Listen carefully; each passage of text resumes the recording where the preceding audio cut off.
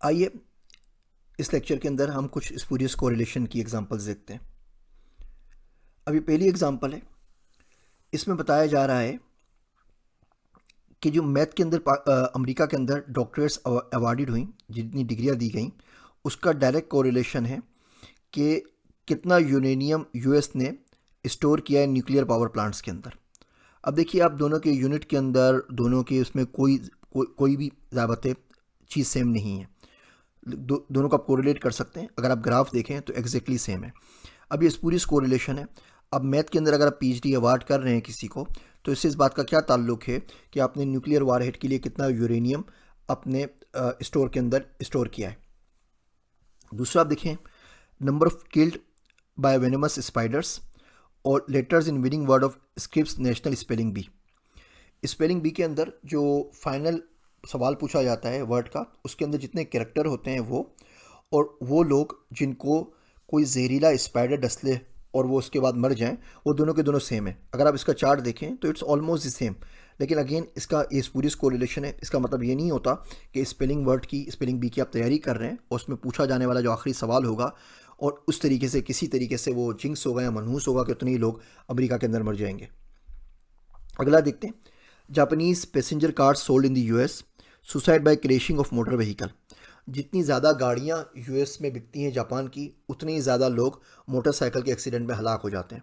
अब ज़ाहिर बात है, गाड़ी का मोटरसाइकिल से क्या ताल्लुक, या अगर आप गाड़ी जापानीज़ ले रहे हैं या अमेरिकन ले रहे हैं या इंडिया की ले रहे हैं या पाकिस्तान की ले रहे हैं, तो उससे क्या फ़र्क पड़ता है कि किस तरीके से कोई शख्स मोटरसाइकिल चला रहा है। लेकिन आप देखें, ग्राफ एग्जैक्टली सेम होता है।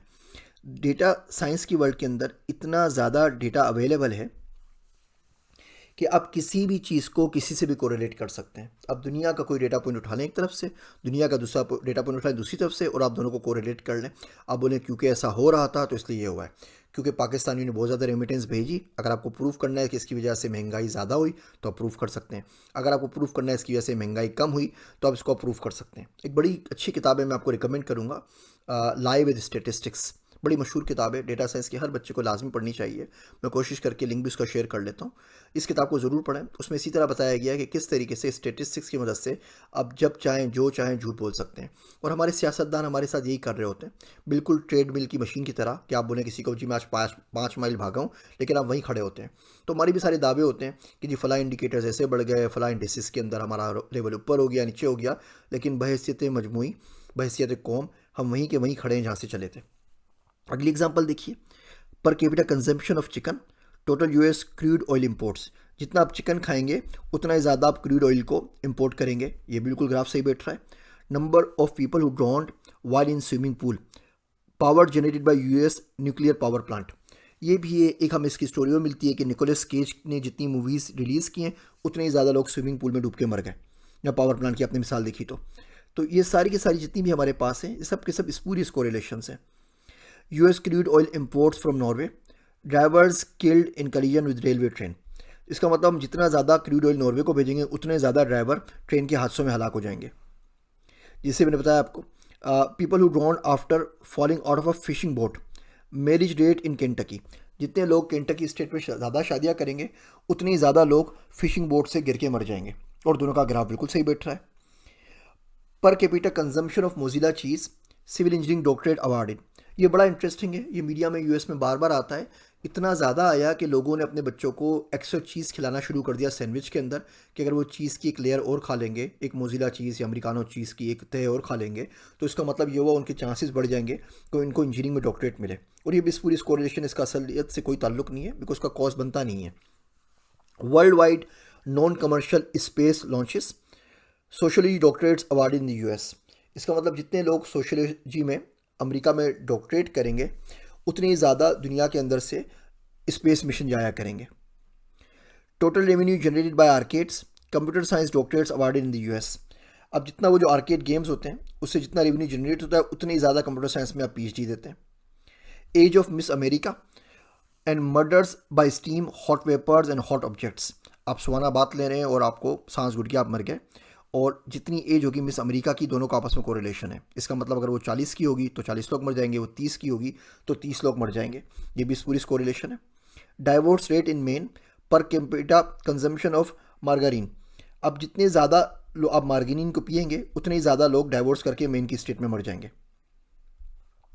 तो अगर आप इसको देखते चले जाएं, ये निकोलस केज की मूवी का आपको बताया कि जितनी निकोलस केज की मूवीज़ रिलीज़ होंगी उतनी ही ज़्यादा लोग पूल में डूब के मर जाएंगे। US spending on science, space and technology, suicide by hanging, strangulation and suffocation.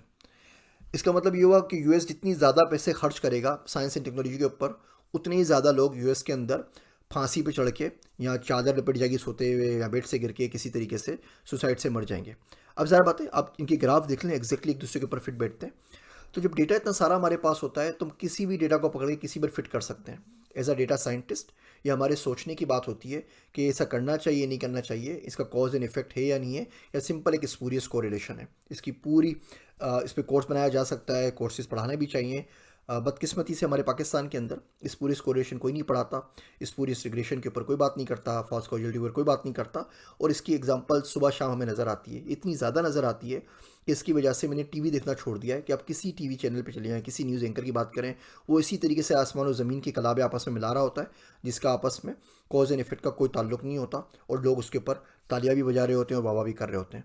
उम्मीद है डेटा साइंस का ये कोर्स ना सिर्फ ये कि आपको एक अच्छा डेटा साइंटिस्ट बनने में मदद करेगा, बल्कि आपको एक अच्छा पाकिस्तानी, एक अच्छा शहरी, एक मुहिब वतन शहरी और एक ऐसा इंसान भी बनाने में मदद करेगा जो सही वक्त पे सही सवाल पूछ सके और अपनी ज़िंदगी के फैसले डेटा की बुनियाद पे कर सके। मैं हमेशा कहा करता हूँ कि making decision on guts feeling in the age of big data should be a punishable crime. इतना ज़्यादा आपके पास डेटा अवेलेबल है और इतने ज़्यादा टूल्स आपके पास अवेलेबल हैं, तो गट्स फीलिंग में डिसीजन क्यों लेना है और ऐसे लोगों से क्यों इनको अलाउ करना है कि हमारे हाकिम बन जाए और हमें लीड करें, जिनको डेटा साइंस का और स्टेटिस्टिक्स की अलिबे भी नहीं पता। उम्मीद है आप ये चीज़ें सुनते रहेंगे। अगली लेक्चर के अंदर हम इन सवालात को मज़ीद आगे बढ़ाएंगे और देखेंगे दूसरे किस्म के कौन से सवालात होते हैं जो एक डेटा साइंटिस्ट पूछ सकता है और उसे पूछने चाहिए।